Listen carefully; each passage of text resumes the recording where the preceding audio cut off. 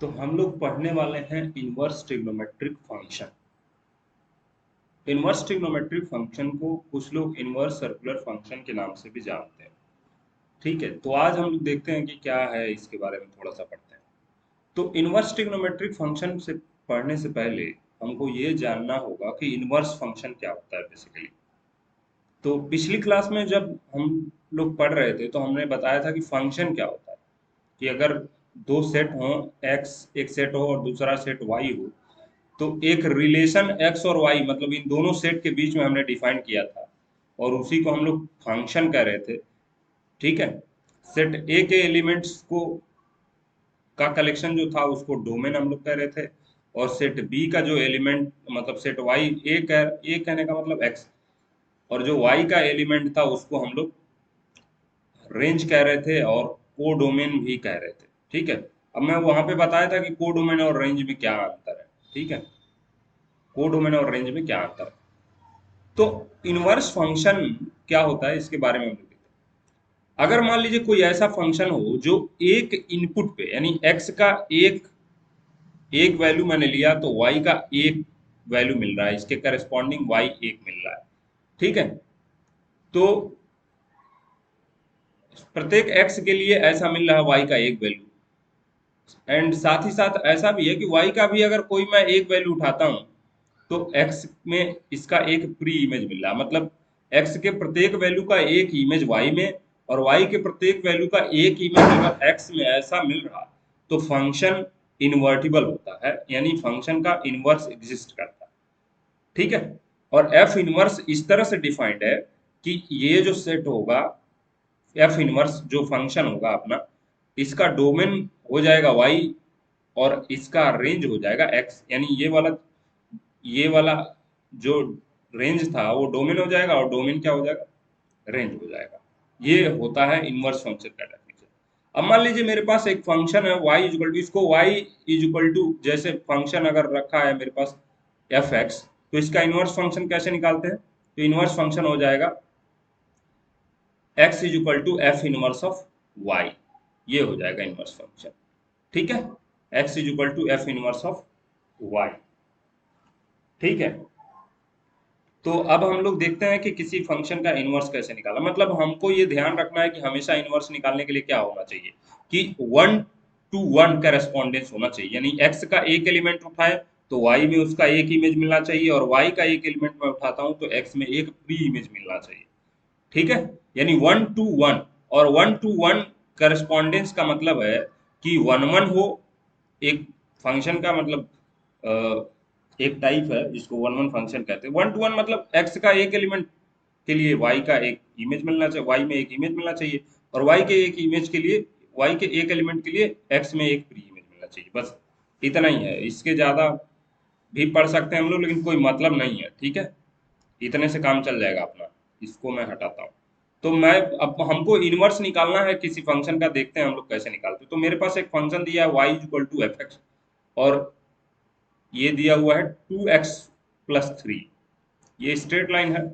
बस इतने कंसीडर करें हम लोग, अगर कोई y f x is equal to दिया हुआ है, f x is equal to जो फंक्शन दिया हुआ है वो है 2x+3। ठीक है, तो इसका इनवर्स फंक्शन कैसे निकालेंगे। तो ये इनवर्टिबल फंक्शन है। ठीक है, अब ये चेक करने के लिए हमारे मतलब चेक नहीं करेंगे हम लोग, इनवर्ट हम लोग निकालना डायरेक्ट सीखते हैं। ठीक है, क्योंकि अब डिप्लोमा में सिर्फ पास ही करना है, बाकी बहुत ज़्यादा अंदर थियरी में जाने का कोई मतलब है नहीं। तो इसको हम लोग, ये तो y के बराबर है तो इसको हम लोग y के बराबर ले लेते हैं, और यहाँ से x in terms of y निकालते हैं। तो इन दोनों को लेके एक साथ सॉल्व करना होता है, y मान लेते हैं या y दिया रहता है तो ठीक है, अगर एफ एक्स मान लीजिए ये दिया है तो वाई मान लेंगे, और वाई दिया है तो वाई के हिसाब से सॉल्व कर लेंगे। तो x in terms of y निकालेंगे तो क्या आएगा, 2x इज इक्वल टू आ जाएगा y-3, और x इज इक्वल टू आ जाएगा y-3, यहाँ से x इज इक्वल टू आ जाएगा y-3/2। अब x है कितना, तो x एफ इनवर्स y होता है, यही तो है। तो एफ इनवर्स y आ गया y-3/2। ठीक है, अब चूंकि फंक्शन को हमको हमेशा एक्स में देखने की आदत है, तो इसीलिए हम लोग क्या करते हैं, इसको एफ इनवर्स वाई जो लिखा है इसको वाई को एक्स से रिप्लेस कर देते हैं, तो इधर भी क्या करना पड़ेगा, एक्स से रिप्लेस करना पड़ेगा। तो ये इनवर्स फंक्शन किसका है, किस फंक्शन का इनवर्स है, y is equal to 2x+3 का इनवर्स हो गया x-3/2। ठीक है, ये y में आया लेकिन इसको हम लोग x में देखने की आदत है तो इसलिए x में कन्वर्ट कर दिया बस।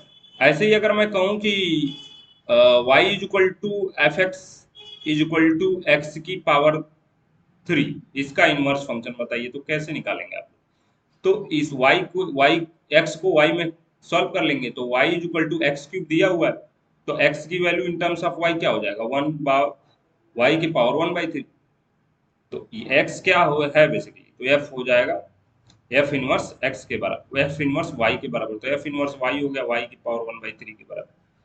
तो f इनवर्स x किसके बराबर हो जाएगा, ये किसके बराबर हो जाएगा, x की पावर 1/3। तो ये इसका इनवर्स ये आएगा। ठीक है, कुछ ऐसे फंक्शन होंगे जिनका इनवर्स नहीं एग्जिस्ट करता, जैसे अगर मैं ये कहूँ, इसको मिटाता हूं, अगर मैं ये कहूं कि y is equal to x² दिया हुआ है, ठीक है, तो देखिए यहाँ पे x का वैल्यू अगर इन टर्म्स ऑफ y निकालेंगे तो आएगा plus minus under root y। ठीक है, यानी f इनवर्स y अगर मैं मान रहा हूँ तो ये आएगा plus minus under root y। और ऐसा पॉसिबल नहीं होता है ना, क्योंकि इन्वर्टिबल फंक्शन है तो एक इमेज एक एक एलिमेंट का एक ही इमेज होना चाहिए, और एक अगर जो एलिमेंट y का है तो उसका एक ही प्री इमेज होना चाहिए, लेकिन यहाँ पे क्या हो रहा है, प्लस माइनस दोनों आ रहा है। तो ये क्या है, इनवर्स एग्जिस्ट नहीं करेगा। लेकिन अगर हम इसका डोमेन रिस्ट्रिक्ट कर दें y is equal to x² का, तो इसका इसका इनवर्स एग्जिस्ट करेगा। जैसे एक बार ग्राफ से मैं समझाता हूँ, इसका ग्राफ शायद मैंने ले रखा है, y is equal to x², ये फंक्शन दिया है, y is equal to x² का ग्राफ हमने खींच रखा है, ये पैराबोलिक है। इधर से मैं अलग से यहाँ सेपरेट से समझा देता हूँ। तो y is equal to x² का जो ग्राफ होता है ये पैराबोलिक बोला होता है, ओपनिंग अपवर्ड होती है। ठीक है, इसका डोमेन मैं बताया हूं कि डोमेन इसका कितना है बताइए, डोमेन है माइनस इनफाइनाइट से प्लस इनफाइनाइट यानी आर, इसी को तो आर कहते हैं, रियल नंबर। और इसका रेंज कितना है, तो इसका रेंज है जीरो से कहां तक, इनफाइनाइट तक। अब ध्यान रखिएगा, अगर एफ दिया हुआ है डोमेन मतलब क्या है, आर से 0 टू इनफाइनाइट, ठीक है, तो अगर इसको इनवर्स बनाना है तो क्या करना पड़ेगा, ये इस वाले को भी पॉजिटिव में डिफाइन करना पड़ेगा आर को, डोमेन 0 से इनफाइनाइट, यानी y और x क्या लेना पड़ेगा, x एंड y हमेशा greater than or equal to 0 लेना पड़ेगा, यानी नेगेटिव पार्ट छोड़ना पड़ेगा। ठीक है, तभी ये इनवर्स एग्जिस्ट करेगा, इस फंक्शन का इनवर्स एग्जिस्ट करेगा, और वो कितना होगा, अंडर रूट में y होगा। अगर x और y दोनों हम लोग पॉजिटिव लेंगे तो इनवर्स एग्जिस्ट करेगा, और उसका इनवर्स होगा अंडर रूट में y। ठीक है, अब क्योंकि ये देखिए ये r है और ये 0 से लेके इनफाइनाइट तक है, तो प्रत्येक प्री इमेज तो इसका, प्रत्येक एलिमेंट का इमेज तो मिलेगा, लेकिन प्री इमेज इसका क्या हो जा रहा है, 2 मिल जा रहा है, तो दिक्कत होगी।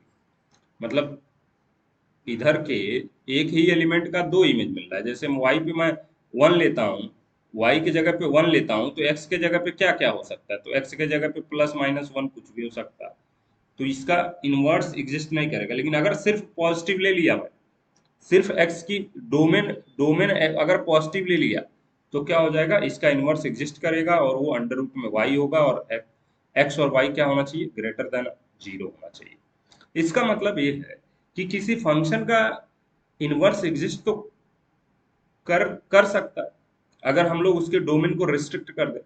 ठीक है, तो इसी कॉन्सेप्ट को लेते हुए आगे हम लोग पढ़ेंगे कि ट्रिग्नोमेट्रिक में कैसे रिस्ट्रिक्शन लगा के और इनवर्स निकाला गया। तो हम सबसे पहले एक ग्राफ ड्रॉ करते हैं y is equal to sine x का। y is equal to sine x, जो साइन का कर्व है वो कुछ ऐसा आता है, अगर आप लोग ध्यान दीजिए तो 0 पे इसकी वैल्यू 0 होती है, π/2 पे वैल्यू 1 होता है, और पाई पे फिर 0, फिर 2 पाई पे 0, तो ये हो गया 0 पे 0, ये हो गया π/2 पे 1, और यहाँ पे होता है पाई, और यहाँ पे होता है 3π/2, ये हो गया 2 पाई, एंड इधर भी माइनस पाई, और ये इधर की साइड ऐसे ही बढ़ता जाता है। ठीक है, ऐसा कुछ ग्राफ आता है साइन एक्स का। तो अब ध्यान दीजिए, क्या ये इन्वर्टिबल होगा? तो इन्वर्स होने के लिए क्या हम लोग जानते हैं कि हर x के लिए क्या होना चाहिए, एक y मिलना चाहिए, और एक y के लिए एक x मिलना चाहिए। तो अब ध्यान दीजिए, ये x एक्सिस है हमारे पास और ये वाला y एक्सिस है। तो क्या समस्या इसमें देखते हैं। अगर मैं कहूं कि ये y में 1 मिल रहा, तो यहीं पे नहीं, यहाँ भी मिल रहा, यहाँ भी मिल रहा, हर जगह 1 मिल रहा। ठीक है, यानी एक x की वैल्यू में अगर पाई बाई 2 लेता हूं तो y में 1 तो मिल रहा, और यही पे क्या है, -3 पाई बाई 2 पे भी 1 मिल रहा, और क्या है इधर 5 पाई बाई 2 पे भी 1 मिल रहा। ये आपको समझ में आ रहा है क्या? इसका मतलब क्या है कि x की 3 वैल्यू यूज के लिए function y is equal to sine x का एक वैल्यू मिल रहा 1, और 1 के लिए अगर मैं पूछूं प्री इमेज कितने हैं, तो देखिए एक से ज्यादा हो जा रहा है। 1 के लिए ये भी आता है, 1 के लिए ये भी आ रहा है, 1 के लिए, इवन 1 के लिए छोड़िए, 0 के लिए भी ध्यान दीजिए, तो 0 क्या है, 0 पे भी 0 है, -पाई पे भी 0 है, और पाई पे भी 0 है। ठीक है, तो ये फंक्शन क्या होगा, इन्वर्टिबल नहीं होगा। ठीक है, तो क्या किया गया, इसके डोमेन को रेस्ट्रिक्ट किया गया कि भाई साहब इसको -पाई बाई 2 से पाई बाई 2 में रेस्ट्रिक्ट कर दिया गया, और फिर देखा गया कि इस फंक्शन का इनवर्स फंक्शन एग्जिस्ट करेगा। ठीक है, रेस्ट्रिक्ट करते हैं इसके डोमेन को, तो -पाई बाई 2 से पाई बाई 2 में जो साइन है, y equal to sine x का ग्राफ है, वो कुछ ऐसा है। ठीक है, अब ध्यान दीजिए, इसमें x पे अगर एक वैल्यू लेते हैं तो इसके करस्पॉन्डिंग एक y मिलता है, और y के प्रत्येक y के करस्पॉन्डिंग x पे एक वैल्यू मिल रही। तो इसका मतलब अगर डोमेन हम लोग रिस्ट्रिक्ट कर देते हैं -पाई बाई 2 से पाई बाई 2, ठीक है, -पाई बाई 2 से पाई बाई 2, तो जो साइन है वो फंक्शन क्या हो जाएगा, इन्वर्ट, ये डोमेन हो गया। पहले इसका साइन एक्स का डोमेन क्या था, पूरा आर था, पूरा रियल नंबर। रेंज क्या था, ये हो गया डोमेन आर था, रेंज इसका क्या था, तो इसका रेंज था -इनफाइनाइट, ये जीरो -1 से 1 तक। ठीक है, यही तो रेंज था भाई, वाई एक्सिस में कितना था, नीचे -1 और ऊपर +1। ठीक है, अब इसके डोमेन को मैं रिस्ट्रिक्ट कर रहा हूँ -पाई बाई 2 से पाई बाई 2, और रेंज इसका कितना है, अभी भी -1 से 1 के बीच में है। अब इस वाले फंक्शन में अगर ये y इक्वल टू डोमेन में ये ले रहा हूँ, तो इसकी खास बात क्या है कि ये इनवर्स एग्जिस्ट करेगा, और जो इनवर्स एग्जिस्ट करता है उसको हम लोग कहते हैं साइन इनवर्स ऑफ x। जैसे y इक्वल टू हम लोग लिखे हैं साइन इनवर्स ऑफ, ये y equal to sine x, तो अब x निकालेंगे तो क्या आएगा, साइन इनवर्स ऑफ y। और हमने पढ़ रखा है कि y equal to f x से x की वैल्यू किसके बराबर होती है, एफ इनवर्स y के बराबर। तो एफ इनवर्स y x के जगह पर रखेंगे तो एफ इनवर्स y किसके बराबर हो जाएगा, तो साइन इनवर्स ऑफ y के बराबर। और चूंकि हमको y लिखना नहीं होता तो एफ इनवर्स x में वैल्यू निकाल लेते हैं। ठीक है, तो ये किसके बराबर हो जाएगा, साइन इनवर्स ऑफ x के बराबर हो जाएगा। तो ये हो जाएगा हमारे पास। अब जो इनवर्स फंक्शन आया, ध्यान रखिएगा, तो ये f रखा हुआ है -पाई बाई 2 से पाई बाई 2, और ये जा रहा है 0 से -1 से 1 तक में। तो ये हमारे पास f inverse x equal to sine inverse x आ गया। अब आगे हम देखते हैं, तो जो अब इस वाला जो इसका इनवर्स फंक्शन आया है, उसका जो डोमेन और रेंज दोनों चेंज हो जाएगा। जैसे मान लीजिए अब एफ हमारे पास जो आया हुआ है, एफ इनवर्स आया है, इसका डोमेन क्या हो जाएगा, इसका डोमेन इस वाले का जो रेंज है, इसका डोमेन हो जाएगा, तो ये हो जाएगा -1 से 1 में, और इसका रेंज क्या हो जाएगा, -पाई बाई 2 से पाई बाई 2। ठीक है, -पाई बाई 2 से पाई बाई 2। तो ये हमारे पास साइन इनवर्स एक्स का डोमेन और रेंज है। ठीक है, ऐसे ही कॉस में भी रिस्ट्रिक्शन लगाया गया, साइन में भी रिस्ट्रिक्शन लगाया गया। अगर अभी भी कुछ ना समझ में आ रहा हो तो ये पूरा का पूरा फॉर्मूला बेस्ड है। ठीक है, आगे रटना ही है बस, बहुत ज्यादा इसमें दिमाग नहीं लगाना।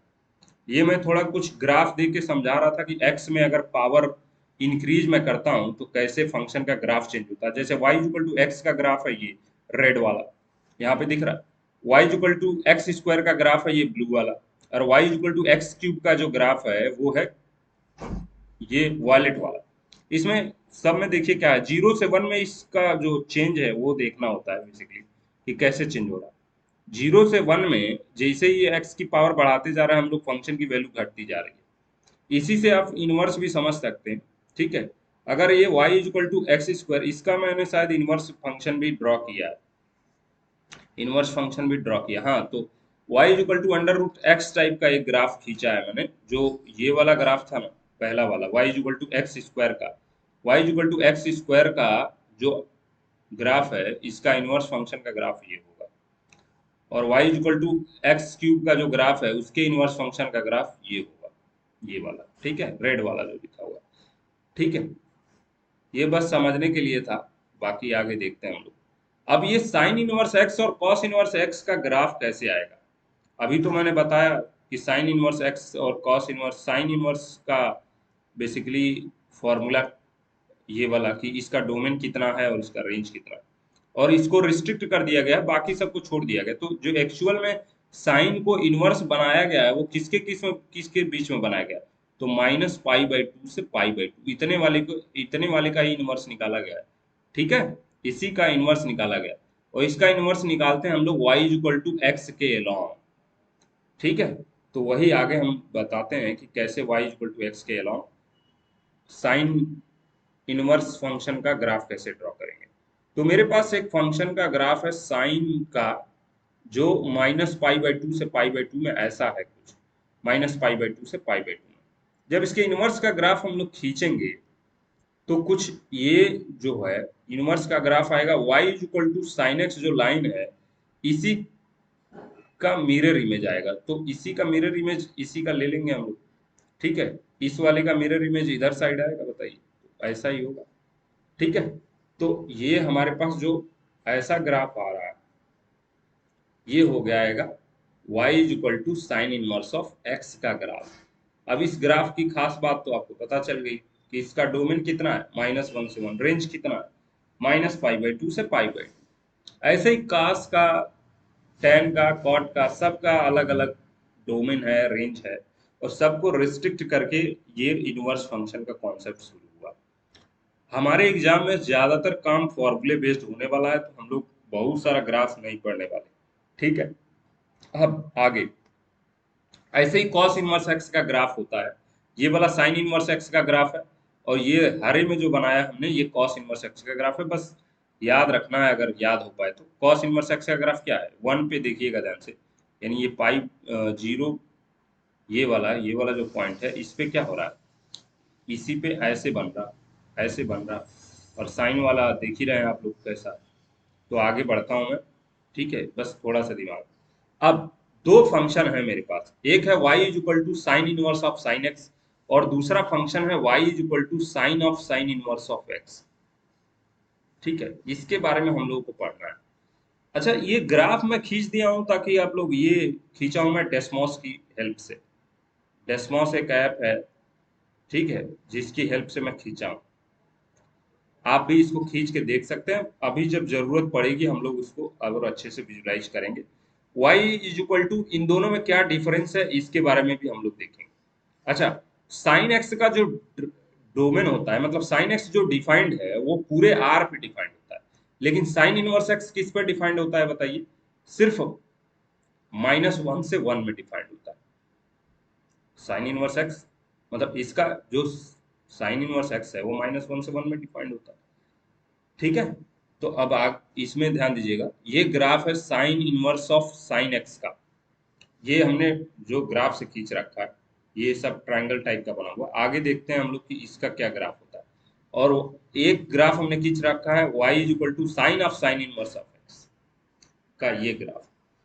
तो ये समझ में आता है मुझे कि साइन इनवर्स एक्स जो लिखा हुआ है, इसका जो डोमेन है वो कितना है, -1 से 1, और इसका रेंज कितना है, -π/2 से π/2 में। तो साइन इनवर्स एक्स का जो रेंज है, उस पे अगर साइन हम लोग लगाएंगे तो यही आएगा, -1 से 1 में। तो ये ग्राफ होता है इसका। तो इन दोनों में डिफरेंस देखिए कितना ज्यादा है। एक है कंटिन्यूअसली पूरा ट्रायंगल बनता हुआ, और दूसरा ग्राफ है सिर्फ एक स्ट्रेट लाइन है, जो 0 से पास होता रहा, और उसका इंटरवल भी छोटा है। इसके अलावा, मतलब इसमें ये वाला कंटेंट है, और इसके अलावा भी बहुत सारी चीजें हैं इसमें।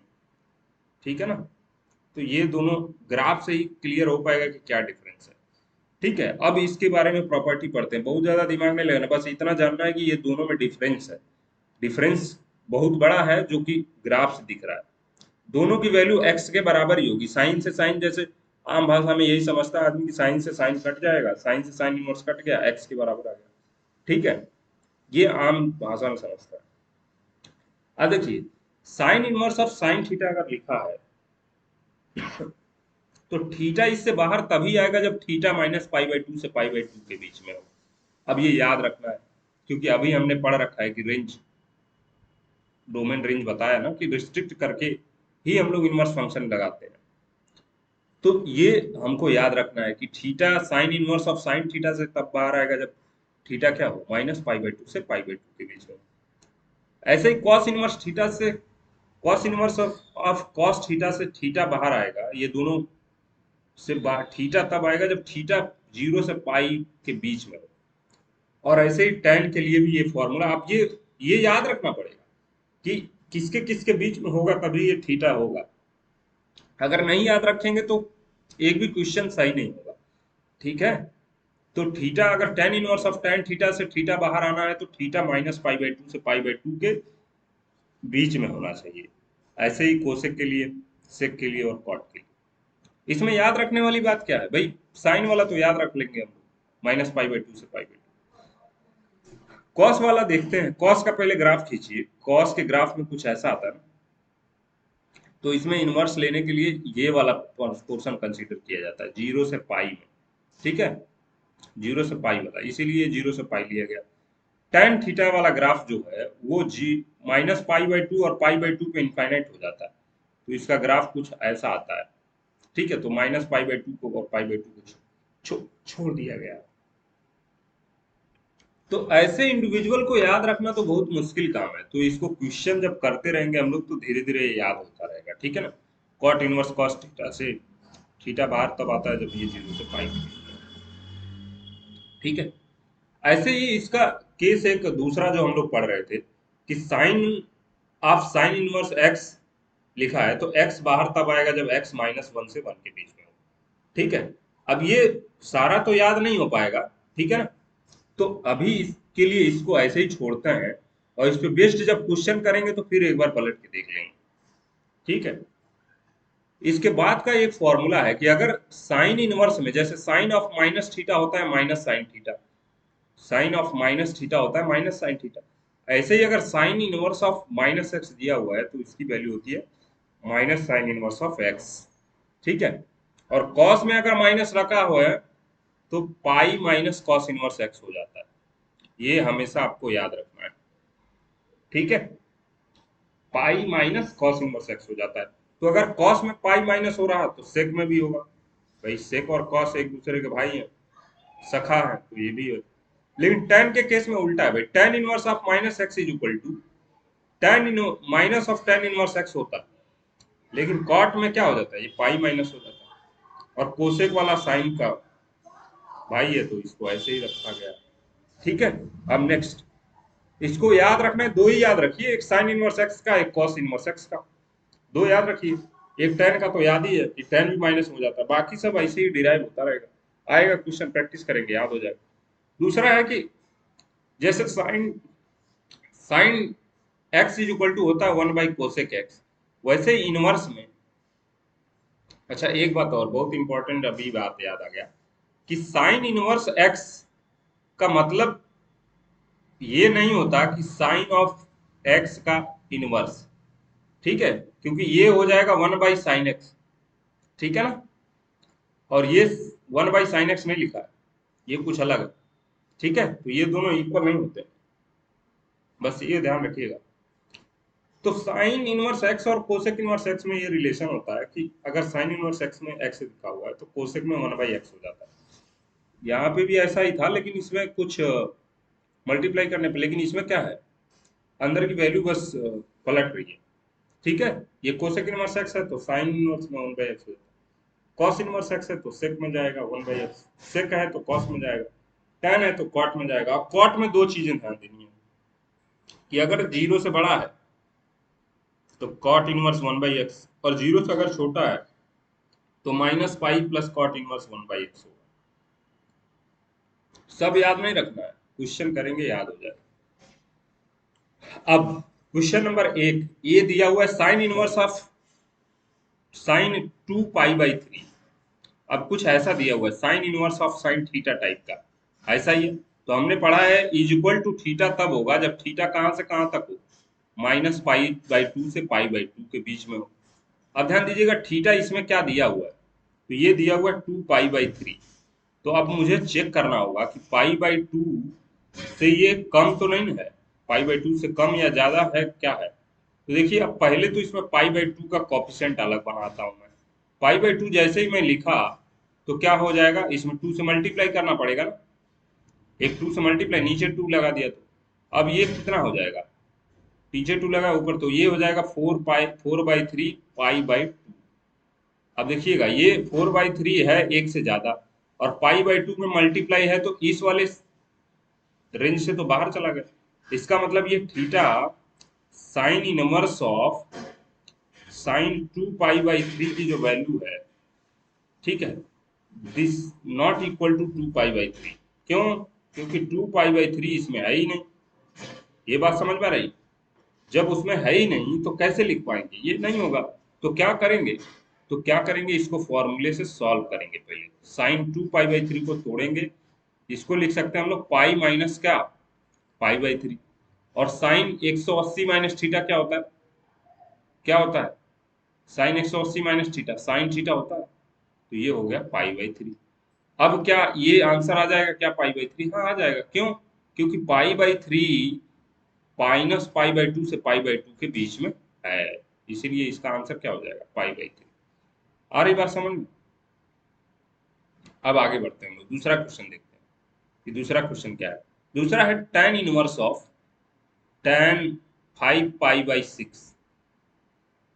ठीक है, क्या इसकी वैल्यू 5π/6 लिख लें, तो ये भी नहीं होगा। अब देखते हैं कैसे, क्योंकि हमने अभी पीछे पढ़ रखा है, ये याद रखना पड़ेगा हमेशा कि tan इनवर्स ऑफ, ये 3 केस ही पढ़ा है हमने। tan inverse of tan theta से थीटा बाहर तभी आएगा, मतलब थीटा तभी होगा जब थीटा क्या हो, -π/2 से π/2 के बीच का हो।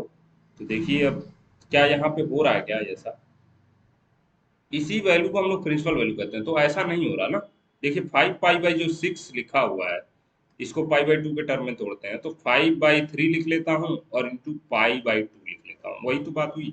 अब ये वाली वैल्यू क्या है, 1 से ज्यादा है, तो ये -π/2 और π/2 से के बीच में है ही नहीं, this does not belong to -π/2 to π/2। तो क्या करना पड़ेगा, इसमें कुछ फॉर्मूले का यूज करना पड़ेगा। तो tan inverse of tan 5π/6 is equal to what, tan inverse of tan pi minus π/6, ये आ जाएगा 5π/6।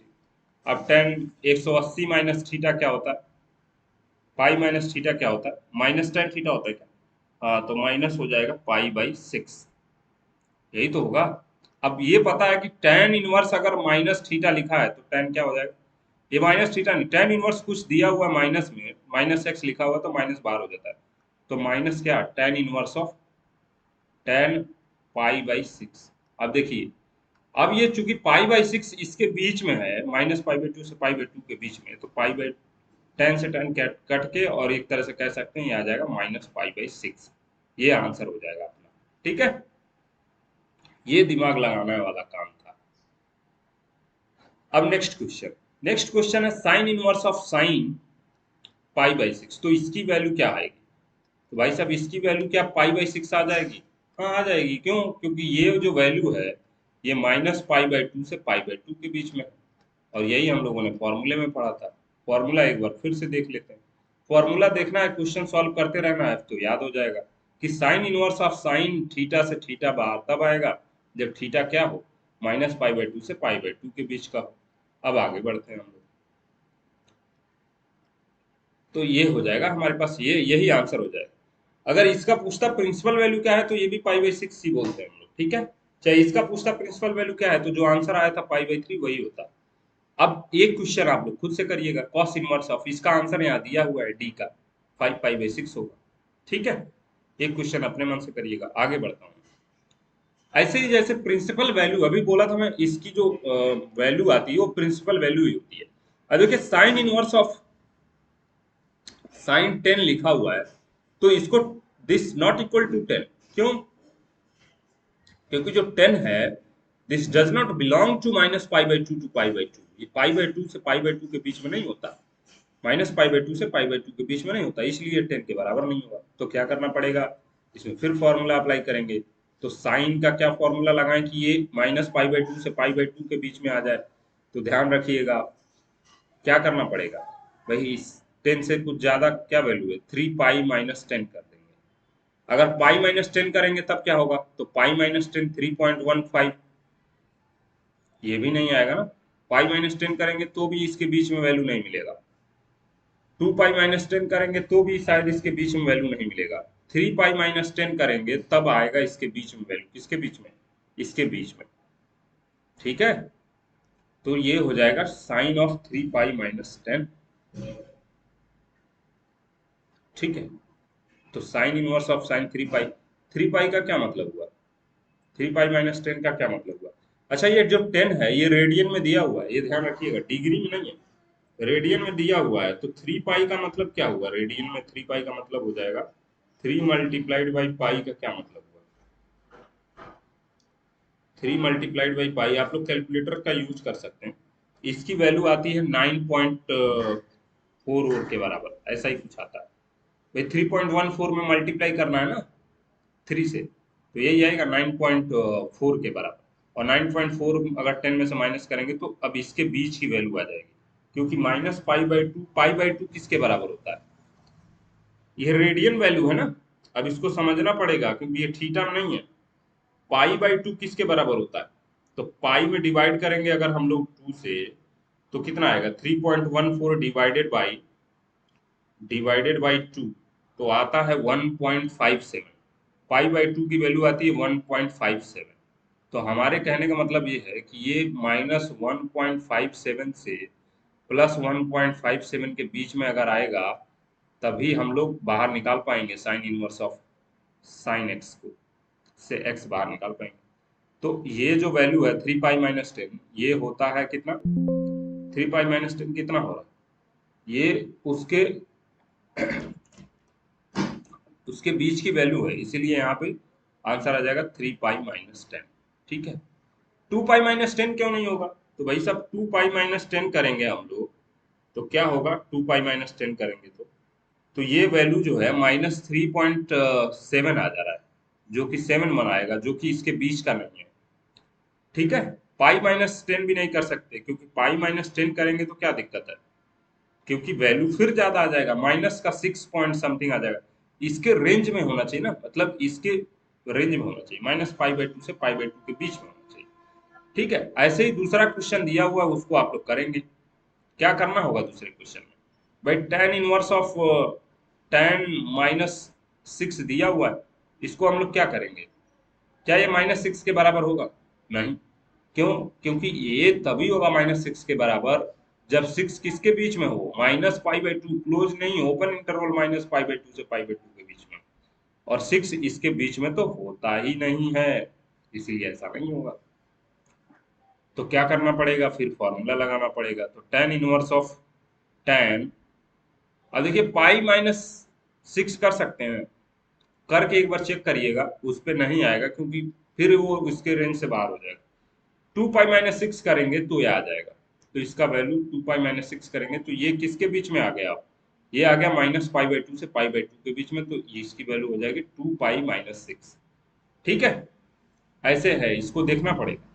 अब जैसे इसको मुझे सॉल्व करना है तो आप ध्यान दीजिएगा, इसको देख के तो बहुत डर लग रहा होगा, लेकिन अगर मैं इसको कुछ समय के लिए थीटा समझूं तो ये क्या लिखा हुआ है, बेसिकली सेक स्क्वायर थीटा, और ये क्या लिखा हुआ है, इसको फाई समझता हूँ, इसको थीटा समझ रहा हूँ, इसको फाई, भाई कोसेक थीटा ही तो लिखा होगा, तो दूसरा क्या लिखा हुआ, कोसेक स्क्वायर फाई, यही तो लिखा है, समझ रहा हूँ बस मैं। अब देखिए सेक स्क्वायर थीटा होता है 1 + tan स्क्वायर थीटा, ठीक है, और कोसेक स्क्वायर थीटा होता है 1 + cot स्क्वायर थीटा, ये सबको क्लियर। कॉट स्क्वायर थीटा नहीं, फाई है तो फाई में आ जाएगा। अब ध्यान दीजिएगा 1 + tan स्क्वायर थीटा जो है वो क्या होगा, tan स्क्वायर थीटा को हम लोग tan थीटा का पावर 2 भी तो लिखते हैं, और ये 1 मिला कर 2 हो जाएगा। कॉट स्क्वायर पाई को क्या लिखते हैं, कॉट पाई का पावर 2 भी लिखते हैं। अब हमारे पास आ गया ये 2 tan थीटा की वैल्यू किसके बराबर, tan थीटा की वैल्यू देखिएगा, ये tan थीटा है, tan है, और थीटा के जगह किसको माने थे, तो tan इनवर्स ऑफ 2 को माने थे हम लोग थीटा, तो ऐसे ही रखते हैं इसका पावर 2 प्लस इधर क्या है, कॉट ऑफ, कॉट ऑफ क्या, भाई फाई की जगह पे क्या, कॉट इनवर्स ऑफ 3, इसका पूरे का पावर 2, यही तो हुआ, फाई की जगह पे कॉट इनवर्स फाई रख दिया, तो ये क्या हो जाएगा 2 प्लस, अब देखिए tan inverse of tan inverse 2 दिया हुआ है, तो क्या 2 बाहर आएगा, 2 बाहर आएगा क्या, तो इधर फॉर्मूले पे अब एक बार नजर डालेंगे कि tan of tan inverse x दिया है तो x आ जाएगा बाहर, यदि r से है x, मतलब x पे कोई रिस्ट्रिक्शन ही नहीं है, और कॉट में भी कोई रिस्ट्रिक्शन ही नहीं है, तो सीधा सीधा क्या लिख देंगे, वही वैल्यू लिख देंगे जो आ रहा है हमारे पास, क्या आ रहा है वैल्यू, तो देखिए यहाँ पे 2 है तो 2 बाहर आ जाएगा, tan से tan कैंसिल होके, यहाँ पे 3 है तो 3 बाहर आ जाएगा, तो अपना आंसर आ जाएगा 2 प्लस 4 प्लस 9, 9 और 4 13 और 2 15 आ जाएगा आंसर, ठीक है, ऐसे इसको सॉल्व करना, ठीक है ना, ऐसे समझ के सॉल्व करना। अब आगे कभी कभी ऐसा पूछ देता है कि अद्भुत सा बना दिया, जैसे cos of tan inverse of 3 pi by 4, 3/4 लिखा हुआ है, तो क्या करेंगे, या तो हम लोग cos को tan में चेंज कर लें, ये मुश्किल काम होता है, तो tan को हम लोग cos में चेंज कर लेंगे, कैसे चेंज करेंगे, तो ध्यान दीजिएगा, पहले tan इनवर्स x, ये tan इनवर्स 3 पाई बाई 4 लिखा है, ये बेसिकली थीटा ही है, तो इसको थीटा मान लेते हैं, तो tan थीटा किसके बराबर हो जाएगा, tan थीटा किसके बराबर हो जाएगा 3/4 के। अब ट्रायंगल बना के हम लोग चेक कर लेते हैं, देखिए ये थीटा, अगर tan थीटा 3/4 है तो 3 हो गया परपेंडिकुलर, लंब हो गया, और बेस कितना हो जाएगा 4, तो हाइपोटेनस यानी कर्ड कितना हो जाएगा 3 का स्क्वायर प्लस 4 का स्क्वायर, अंडर रूट में 3 का स्क्वायर प्लस 4 का स्क्वायर, ये हो जाएगा अंडर रूट में 5 का स्क्वायर, तो बाहर कितना आएगा 5 आ जाएगा ना, तो ये कितना हो जाएगा हाइपोटेनस, यानी कर्ण कितना हो जाएगा, तो कर्ण हो जाएगा इसका 5, यही तो आएगा ना, कर्ण आ जाएगा 5। अभी एक क्लास और पढ़ेंगे हम लोग तो बहुत अच्छे से डिटेल में समझना है। अब ध्यान दीजिएगा, मेरे पास ये थीटा है, ये टोटल अभी इसी को थीटा माना, तो हमको कॉस थीटा निकालना है, कॉस थीटा निकालना है, जो बेसिकली हमारा मकसद है, कॉस थीटा निकालना है, और टेन थीटा से हमको पता चल गया, टेन थीटा से ये पता चल गया सारी वैल्यूज, तो कॉस थीटा यहाँ से निकाल के देखिए कितना आएगा, तो कॉस थीटा होता है 4/5 आधार बटा करंट, तो बस, अब कॉस थीटा, थीटा की जगह पे क्या है, थीटा की जगह पे क्या आएगा, यही बस tan इनवर्स ऑफ 3/4, 3/4, तो ये आ गया, इसको ऐसे ही आंसर लिख दीजिएगा बस, 4/5, तो ये हो गया अपना आंसर, ठीक है। अब आगे बढ़ते हैं, एक दिन में जरूरी नहीं है कि सब समझ में ही आए, थोड़ा धीरे धीरे पढ़ेंगे तो ज्यादा अच्छे से क्लियर होगा। अब ये देखिए अजीब सा बनाया हुआ है, तो सबसे पहले तो हम लोग ये देखेंगे कि साइन, हमको ये पता होना चाहिए कि साइन ऑफ -x जो होता है वो minus of sine x, sign inverse x के बराबर होता है, ठीक है, ये हमको पता है, तो साइन ऑफ π/3 माइनस ऑफ जो ये दिया हुआ है, तो इसको माइनस बाहर कर लेंगे तो ये आ जाएगा प्लस, और ये क्या हो जाएगा साइन इनवर्स ऑफ √3/2, यही होगा ना। अब देखिए साइन इनवर्स ऑफ √3/2 दिया हुआ है, इसका क्या मतलब होता है इसको समझिए थोड़ा, साइन इनवर्स ऑफ साइन π/3, इसका मतलब होता है क्या, भाई साइन 60 डिग्री की वैल्यू तो √3/2 होता है, अब देखिए π/3 हो गया, तो क्या साइन से साइन कट के π/3 आ जाएगा, आ जाएगा ना, क्योंकि π/3 किसके किसके बीच में है, -π/2 से π/2 के बीच में होता है, तो ये तो करेक्ट हो जाएगा, यानी इसकी वैल्यू जो है वो किसके बराबर आ जाएगी π/3 के बराबर, तो ये this implies this is equal to sine of π/3 plus क्या, इसकी भी वैल्यू हो गई π/3, तो कितना आ जाएगा साइन ऑफ कितना 2π/3, अब साइन 2π/3 की या तो वैल्यू निकाल लीजिए, और नहीं समझ में आ रहा तो पाई माइनस π/3 कर लीजिए, तो साइन पाई माइनस π/3 होता है साइन π/3, और साइन π/3 की वैल्यू किसके बराबर, तो अंडर रूट में 3/2 के बराबर, और यही आंसर यहाँ दिया हुआ, ठीक है, तो ये अपना आंसर होगा। अब नेक्स्ट, तो नेक्स्ट हमारे पास क्वेश्चन ही है, ऐसे ही क्वेश्चन आता है, ठीक है, अब ये दिया हुआ साइन इनवर्स ऑफ -2, तो पहले तो ध्यान दीजिएगा साइन इनवर्स ऑफ -x लिखा रहता तो माइनस ऑफ क्या हो जाएगा, साइन इनवर्स ऑफ x, यानी 1/2 आ जाएगा। ठीक है, तो यहाँ से क्या पता चला, minus of sine inverse of sign कितना, साइन कितने की वैल्यू 1/2 होती है, तो साइन π/6, यही तो अब क्या π/6 बाहर आ जाएगा, हाँ, क्योंकि π/6 माइनस π/2 से π/2 में। ऐसे ही tan इनवर्स ऑफ -√3 लिखा हुआ है, तो इसमें क्या होगा, तो माइनस बाहर tan इनवर्स की तरह √3, तो tan inverse minus of tan inverse of कितना, कितने की वैल्यू √3 होता है, तो tan इनवर्स ऑफ π/3 की वैल्यू होती है √3, तो 60 की वैल्यू होती है, तो tan से tan अब बाहर कितना आ जाएगा, π/3, क्योंकि ये π/3 किसके किसके बीच में है, -π/2 से π/2 के बीच में। ऐसे ही कॉस इनवर्स 0 लिखा है, तो ये तो डायरेक्ट दिख रहा है ना कि कॉस इनवर्स ऑफ क्या, कॉस 0 की वैल्यू होती है cos π/2, और cos π/2 से π/2 बाहर आ जाएगा। ऐसे ही सेक इनवर्स ऑफ -2 लिखा है, तो ये क्या हो जाएगा, इसको अब नहीं समझ में आ रहा तो सीधा सीधा कॉस में कन्वर्ट करिए, कॉस इनवर्स ऑफ 1/2 हो जाएगा। और कॉस इनवर्स अगर दिया है तो माइनस में तो क्या करते हैं, minus cos inverse of pi minus कर देते हैं ना, 1/2 हो जाएगा, तो ये कितना हो जाएगा, pi minus cos inverse of cos 1/2 किसके बराबर होता है, तो कॉस π/3 के बराबर होता है ना, यही तो। अब क्या यहाँ से π/3 बाहर आ जाएगा, तो एकदम आ जाएगा, तो ये हो गया π/3, तो ये इसका आंसर आ जाएगा 2π/3। ठीक है, इतने की वैल्यू आ जाएगी 2π/3। अब क्या करना है, इसी को सब ऐड करना है, किसी को सब्ट्रैक्ट करना है, तो पहला वाला हो गया ये, इसको इसके साथ ऐड करना है, इसकी वैल्यू हो गई -π/3, तो ये हो गया -π/3। फिर क्या आया, फिर आया cos 0 की वैल्यू आया प्लस का π/2 यहाँ पे। ठीक है, फिर माइनस माइनस का क्या, 2π/3। अब इसी को सम करके देख लीजिए कितना आ रहा है। तो पहली बात तो ये कि ये 60 है, ये 30 है, ये 60 है, तो ये मिला के π/2 हो जाएगा, तो ये कैंसिल हो जाएगा, तो आ जाएगा -2π/3, और यही आंसर लिखा हुआ है। ठीक है, ये आंसर होता है, ऐसे इसको सॉल्व करना होता है। ठीक है, तो धन्यवाद। और एक बार मैं रिकॉल कर दे रहा हूँ जल्दी जल्दी थोड़ा, क्योंकि याद करने में बहुत कठिनाई होती है इसको। ठीक है, एक बार और फॉर्मूला रिकॉल कर दे रहा हूँ।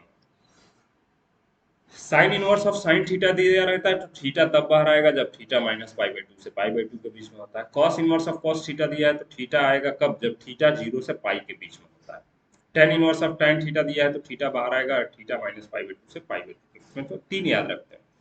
ठीक है, आगे बढ़ते हैं हम लोग। साइन अब उल्टा दिया ना, sine of sine inverse x से एक्स बाहर आएगा जब x -1 से 1 के बीच में। सिमिलरली कॉस के लिए और tan के लिए r में। ठीक है ना, दो फॉर्मूले हो गए। तीसरा फॉर्मूला क्या है कि साइन इनवर्स ऑफ -x दिया है तो माइनस साइन इनवर्स x, और कॉस इनवर्स -x दिया है तो pi minus cos inverse x, और tan इनवर्स -x दिया है तो माइनस tan इनवर्स x। इसको याद रखने की जरूरत इसमें नहीं पड़ती है इन जनरली। ठीक है ना, जनरली इसको याद करने की जरूरत नहीं पड़ती।